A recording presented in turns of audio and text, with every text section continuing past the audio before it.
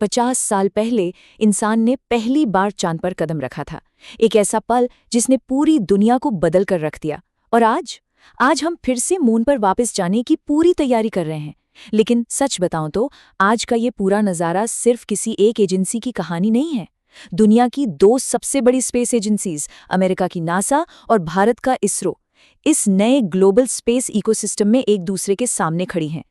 एक तरफ है नासा, जिनका बजट बिलियंस में है और जिनके पास भारी भरकम हैवी लिफ्ट रॉकेट्स हैं, और दूसरी तरफ है हमारा इसरो, जो अपनी बेमिसाल कॉस्ट एफिशिएंसी और स्मार्ट प्लानिंग के लिए पूरी दुनिया में जाना जाता है।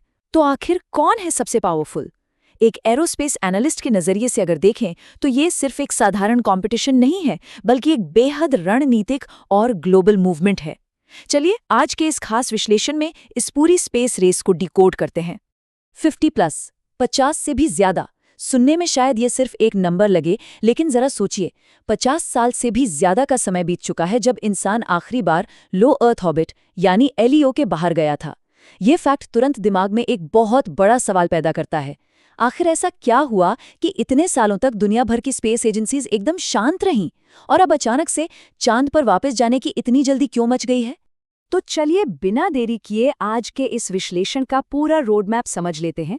हम शुरुआत करेंगे दी अपोलो लेगेसी से, फिर बात करेंगे द स्ट्रेटेजिक हिएटस की, उसके बाद दी आर्टेमिस ब्लूप्रिंट, इनसाइड आर्टेमिस 2, और आखिर में देखेंगे नासा, इसरो और हमारा भविष्य। Section 1, the Apollo legacy, the catalyst of the space race. आज के स्पेस इकोसिस्टम को समझने के लिए हमें अमेरिका और सोवियत यूनियन के बीच उस कोल्ड वॉर वाले दौर में जाना होगा, जिसने इन मून मिशंस की असल नींव रखी थी। 1969 अपोलो 11 मिशन। नील आर्मस्ट्रॉन्ग और बज एल्ड्रिन ने पहली बार चांद पर कदम रखा, इतिहास रच दिया गया। फिर 1970 में अपोलो 13 मिशन आया, जिसमें वो मशहूर मेलफंक्शन हो गया था, लेकिन फिर भी क्रू को सुरक्षित वापस लाया गया। नासा ने इसके बाद भी हार नहीं मानी और 1972 में अपोलो 17 के साथ आखिरी ह्यूमन लैंडिंग हुई। मतलब कुल मिलाकर नासा ने अपने अपोलो प्रोग्राम के तहत 6 सक्सेसफुल मून लैंडिंग्स की थी, जो अपने आप में एक बहुत बड़ा अचीवमेंट था। Section 2, the strategic hiatus, moon landings आखिर क्यों रुकी? अब सबसे बड़ा सवाल, 1972 की उस ऐतिहासिक सफलता के बाद इंसानों ने 5 दशकों तक चांद की तरफ देखना बंद क्यों कर दिया? इसके कई प्रैक्टिकल कारण थे। सबसे पहली बात, नासा स्पेस रेस जीत चुका था, इसलिए पॉलिटिकल और पब्लिक इंटरेस्ट अचानक से काफी गिर गया। जो भारी भरकम बजट स्पेस रिसर्च में जा रहा था, उसे वापस पृथ्वी पर इंडस्ट्रियलाइजेशन और दूसरे प्रोजेक्ट्स की ओर मोड़ दिया गया। इसके अलावा कोल्ड वॉर खत्म होने के बाद जो एक रणनीतिक मोटिवेशन था, वो भी लगभग गायब हो गया। और सबसे बड़ी बात, मिशन की भारी लागत और बार बार होने वाले प्रोग्राम डिलेज। यहीं से हमें भविष्य के लिए एक सबसे बड़ा सबक मिला कि स्पेस मिशंस में बजट एफिशिएंसी कितनी जरूरी है। वही एफिशिएंसी जिसे आज इसरो जैसी एजेंसीज पूरी तरह मास्टर कर चुकी हैं। लेकिन अब कहानी और रणनीति दोनों बदल गई हैं। नासा का नया लक्ष्य सिर्फ जाकर झंडा गाड़ना नहीं है, उनका नया मोटिव है चांद पर एक स्थायी मानवीय उपस्थिति। जी हाँ, एक परमानेंट बेस बनाना, ताकि डीप स्पेस रिसर्च, लॉजिस्टिक्स और आगे चलकर मंगल ग्रह जैसे फ्यूचर मिशंस के लिए नई तकनीकों का रियल टाइम परीक्षण किया जा सके। Section 3, the Artemis blueprint, modern execution strategy. NASA अपने इस नए विजन को आर्टेमिस प्रोग्राम के जरिए पूरा कर रहा है। आइए इस रोड मैप को स्टेप बाय स्टेप समझते हैं। स्टेप 1 था आर्टेमिस 1, जो 2022 में सफलतापूर्वक लॉन्च हुआ था। ये एक अनक्रूड यानी बिना इंसानों वाला मिशन था, जिसने मून के ऑर्बिट का चक्कर लगाया और बहुत ही अहम डेटा कलेक्ट किया। स्टेप 2 है आर्टेमिस 2, जो 2026 में शेड्यूल्ड है। ये एक क्रूड टेस्ट फ्लाइट होगी। और फिर आता है सबसे बड़ा माइलस्टोन, स्टेप 3 यानी आर्टेमिस 3, जिसे 2028 में प्लान किया गया है। यहाँ इंसानों की मून के साउथ पोल पर लैंडिंग होगी। साउथ पोल ही क्यों? क्योंकि यहाँ जमे हुए पानी यानी आइस के संकेत मिले हैं, जो एक परमानेंट मून बेस बनाने के लिए लिटरली सबसे क्रूशियल चीज है। यहाँ एक दिलचस्प बात यह भी है कि 2028 का ये टारगेट पॉलिटिकली काफी अहम है, क्योंकि ये टाइमलाइन कहीं ना कहीं डोनाल्ड ट्रंप के पोटेंशियल री-इलेक्शन और पॉलिटिकल मोटिवेशन से भी जुड़ी हुई है। Section 4, inside Artemis 2, the upcoming global milestone. अब जरा इस अपकमिंग आर्टेमिस 2 मिशन के क्रिटिकल हार्डवेयर को समझते हैं। ये बहुत शानदार तरीके से दिखाता है कि नासा और इसरो का अप्रोच कितना अलग है। आइटम 1 है स्पेस लॉन्च सिस्टम यानी SLS। ये नासा का दानव है, एक हेवी लिफ्ट रॉकेट जो मिशन को अर्थ के ऑर्बिट के बाहर ले जाएगा। नासा हमेशा इन बिलियंस ऑफ डॉलर्स वाले हेवी लिफ्ट रॉकेट्स पर फोकस करता है। वहीं अगर हम इसरो को देखें तो उनका अप्रोच PSLV और LVM-3 जैसे बेहद कॉस्ट इफेक्टिव और रिलायबल रॉकेट्स पर होता है। आइटम 2 है ओरायन स्पेसक्राफ्ट। ये वो कैप्सूल है जहां एस्ट्रोनॉट्स रहेंगे और स्पेस में अपने टेस्ट्स कंडक्ट करेंगे, बिल्कुल वैसे ही जैसे भारत अपने आगामी गगनयान मिशन के लिए अपना खुद का स्वदेशी क्रू मॉड्यूल तैयार कर रहा है। दोनों का रास्ता अलग जरूर है, पर लक्ष्य एक ही है, स्पेस एक्सप्लोरेशन। इस मिशन के क्रू पर नजर डालें तो इसमें 3 एस्ट्रोनॉट्स नासा के होंगे और 1 कनेडियन स्पेस एजेंसी का।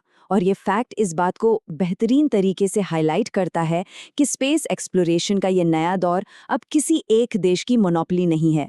आज का स्पेस इकोसिस्टम पूरी तरह से इंटरनेशनल कोऑपरेशन पर टिका हुआ है। आर्टेमिस 2 का ये पूरा मिशन 10 दिन का होगा। मिशन प्रोफाइल बिल्कुल क्लियर है, मून तक जाना, ऑर्बिट करना, क्रिटिकल डेटा कलेक्ट करना, ताकि पता चले कि ओरायन स्पेसक्राफ्ट डीप स्पेस में कैसा परफॉर्म कर रहा है, और आखिर में पैसिफिक ओशन में एक सुरक्षित सॉफ्ट लैंडिंग करना। अब आप सोचेंगे कि इंसानों को भेजना इतना ज़रूरी क्यों है? वो इसलिए क्योंकि मशीनों और रोबोट्स कभी भी उन मनोवैज्ञानिक और बायोलॉजिकल चुनौतियों को पूरी तरह टेस्ट नहीं कर सकते जो भविष्य में मंगल ग्रह की लंबी यात्राओं में इंसानों को झेलनी पड़ेंगी। इसके लिए ह्यूमन क्रूड मिशंस बिल्कुल एसेंशियल हैं। सेक्शन 5, नासा, इसरो और हमारा भविष्य, ग्लोबल स्पेस इकोसिस्टम।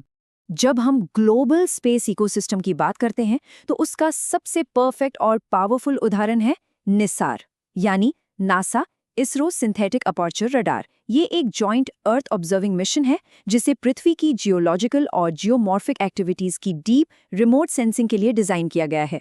सोचिए, एक तरफ नासा की कटिंग एज एडवांस टेक्नोलॉजी और दूसरी तरफ इसरो की शानदार प्लानिंग और एफिशिएंसी।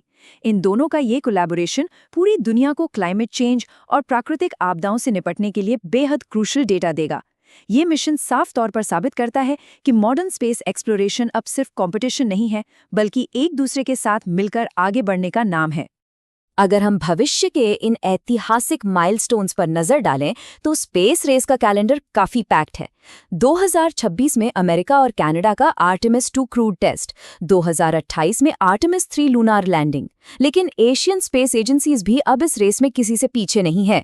2030 में चाइना की मून लैंडिंग प्लान है और 2040 में इंडिया के इसरो ने भी मून पर लैंडिंग का अपना लॉन्ग टर्म और एम्बिशियस टारगेट सेट कर लिया है। साफ है ना, नासा जहां भारी बजट और हेवी लिफ्ट टेक्नोलॉजी के साथ बड़े स्केल पर आगे बढ़ रहा है, वहीं चंद्रयान 3 की साउथ पोल पर सक्सेसफुल लैंडिंग के बाद इसरो अपनी अद्भुत स्मार्ट प्लानिंग और एफिशिएंसी से अंतरिक्ष के इतिहास में अपनी एक अलग और मजबूत जगह बना रहा है।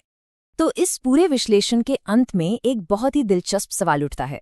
इसरो का अपकमिंग गगनयान मिशन इंडिया का पहला ह्यूमन स्पेस फ्लाइट प्रोग्राम होने वाला है और इसके हार्डवेयर की तकनीक नासा के ओरायन कैप्सूल को टक्कर देने वाली है। तो आपके हिसाब से गगनयान मिशन से जुड़ा सबसे क्रूशियल फैक्ट क्या हो सकता है, खासकर उन लोगों के लिए जो कॉम्पिटिटिव एग्जाम्स की तैयारी कर रहे हैं या स्पेस रिसर्च में दिलचस्पी रखते हैं? ये एक बहुत अहम विषय है। इसके बारे में थोड़ा रिसर्च कीजिए और गगनयान से जुड़े अपने फेवरेट फैक्ट्स नीचे कमेंट्स में जरूर शेयर कीजिए। आखिरकार अंतरिक्ष विज्ञान के बारे में हमेशा नई चीजें सीखते रहना और अपनी जिज्ञासा बनाए रखना ही तो असली स्पेस रेस है। आज के इस विश्लेषण में मेरे साथ जुड़ने के लिए बहुत बहुत धन्यवाद।